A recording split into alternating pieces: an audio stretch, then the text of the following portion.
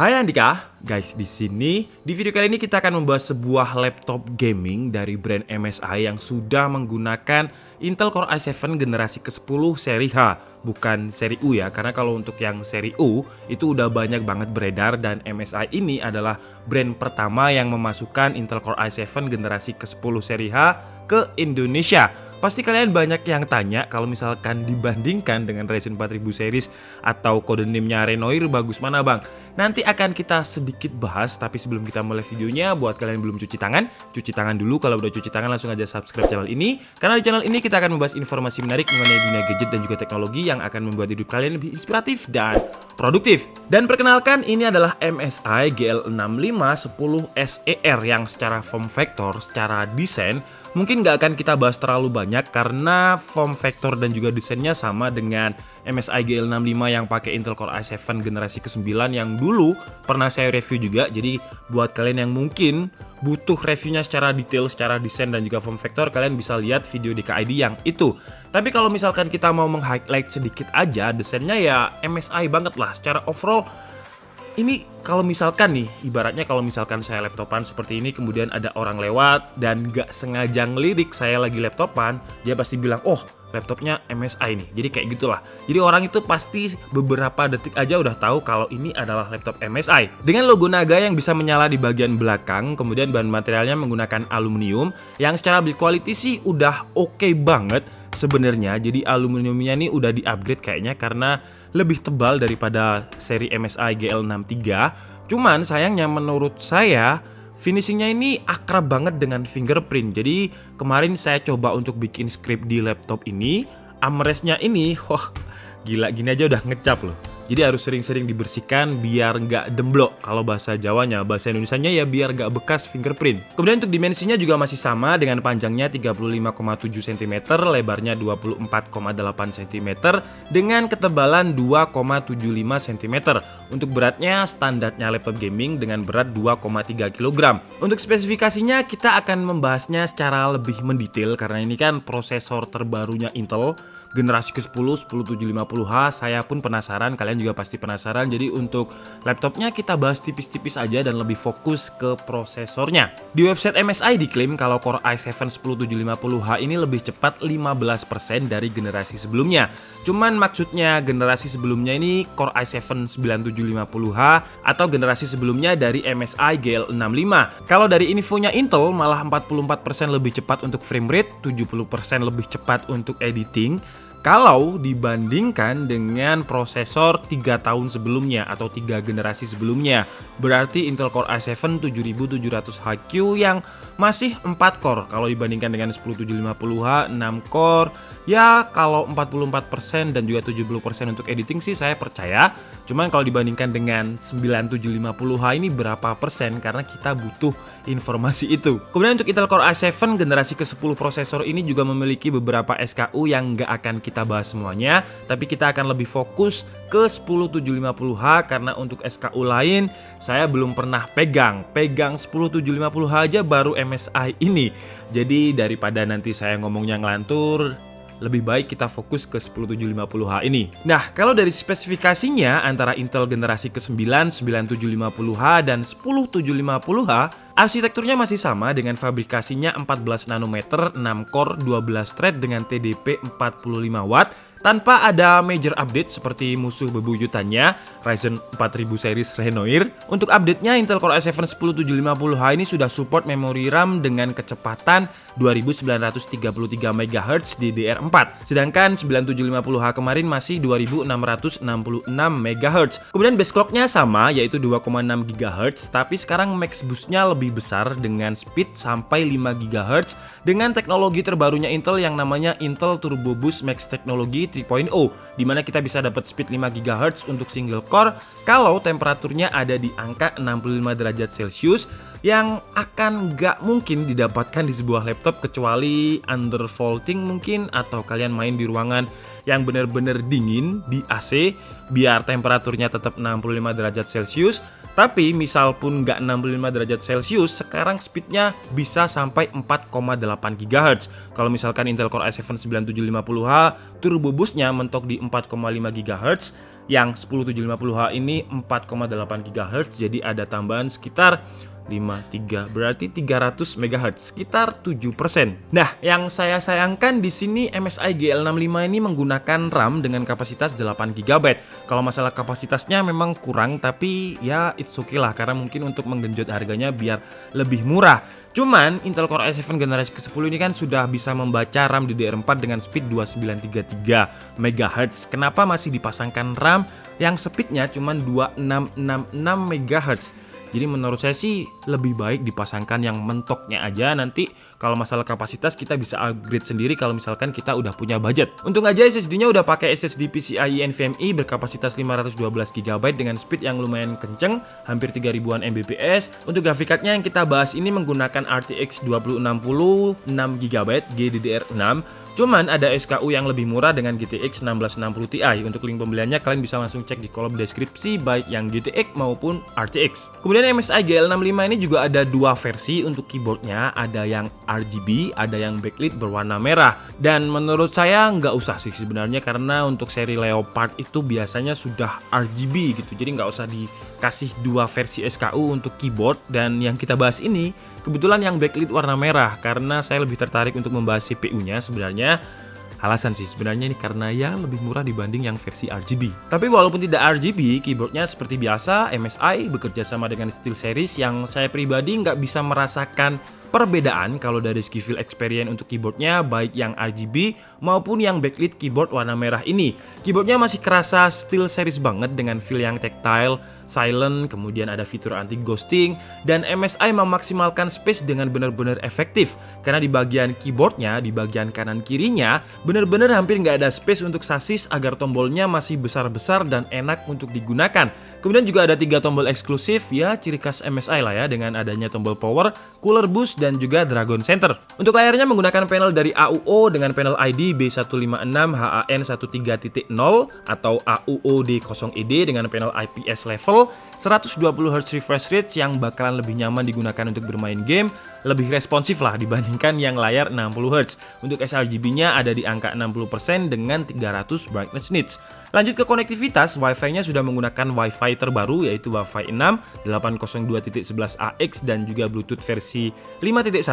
Untuk port-portnya di bagian kanannya ada SD card reader, kemudian ada 2 buah USB 3.1 dan juga input power. Di sebelah kirinya ada Kensington lock, kemudian ada input LAN, HDMI, mini DisplayPort, USB 3.1, USB Type-C generasi pertama dan juga audio jack ciri khas MSI. Jadi ada 2. Biasanya laptop lain udah pakai audio combo, tapi MSI tetap mempertahankan dengan 2 audio jack yang menurut saya membantu banget untuk editor. Di bagian dalamnya juga masih ciri khas MSI banget dengan dual fan dan juga 7 pipa heatsink yang ukurannya gede banget, dan juga masih ada opsi buat kalian yang pengen upgrade storage karena masih ada slot SATA 2,5 inch yang kosong. Kemudian RAM-nya kalian bisa upgrade sampai 64 GB dan saran saya wajib di-upgrade sih, karena Core i7 kemudian RTX 2060 kalau pakai RAM 8 GB itu kurang lah, minimal menurut saya 16 GB. Dan kalau misalkan kalian punya rezeki ya kalian belikan RAM yang speednya 2933, jadi biar performanya itu lebih optimal. Kemudian untuk baterainya memiliki kapasitas 51 Wh battery, dan karena ini laptop gaming yang full power,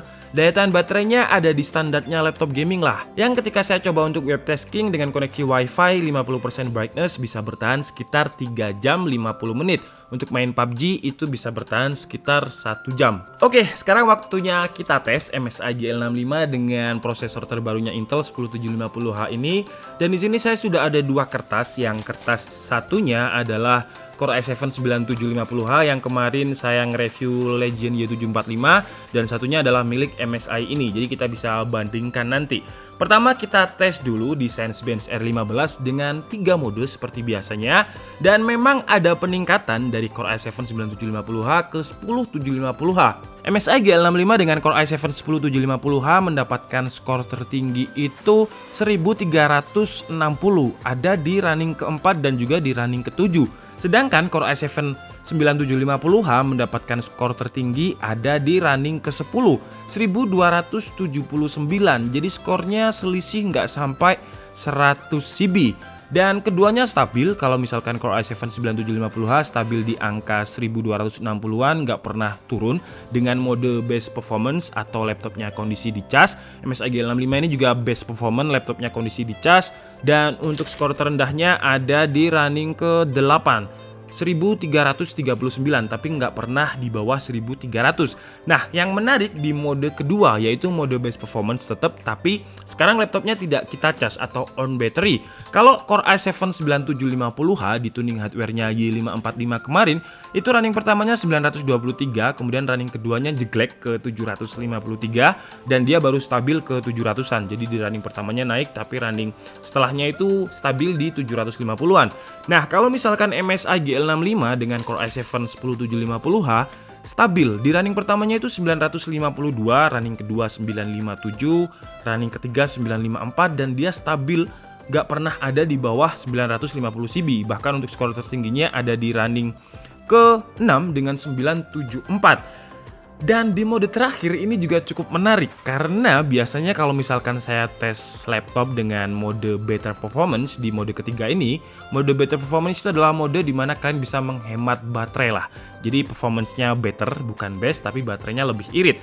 Untuk Core i7 9750H itu selisihnya banyak banget dengan best performance.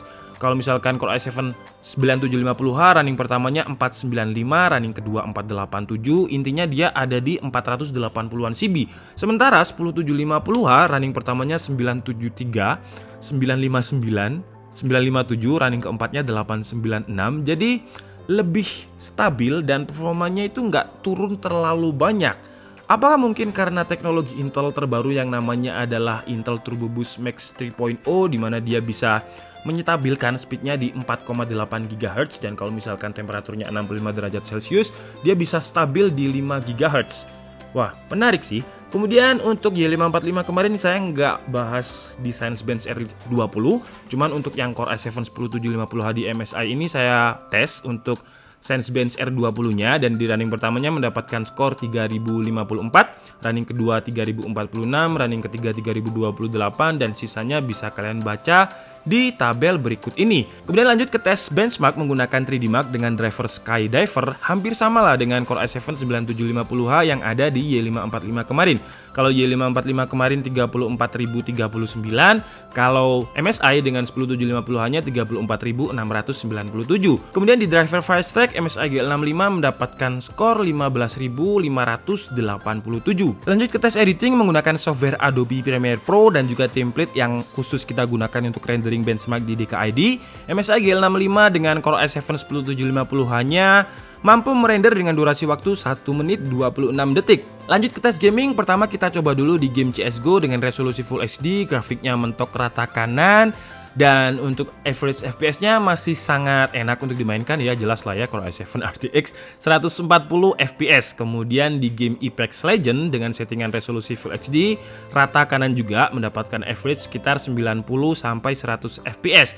Game terakhir kita coba game wajib DKID yaitu PUBG PC atau PUBG Steam di settingan Ultra, resolusi Full HD juga, mendapatkan average score 80 sampai 90 FPS. Kok banyak kan Y545 kemarin bang? Ya jelas, karena Y545 kemarin RAM-nya udah dual channel dengan 16 GB dan MSI ini RAM-nya masih 8 GB single channel meskipun sudah pakai Intel Core i7 10750H. Nah, sekarang pertanyaannya menarik karena pasti kalian bertanya-tanya, bagusan mana nih Intel Core i7 10750H dengan Ryzen 4000 series atau codename Renoir?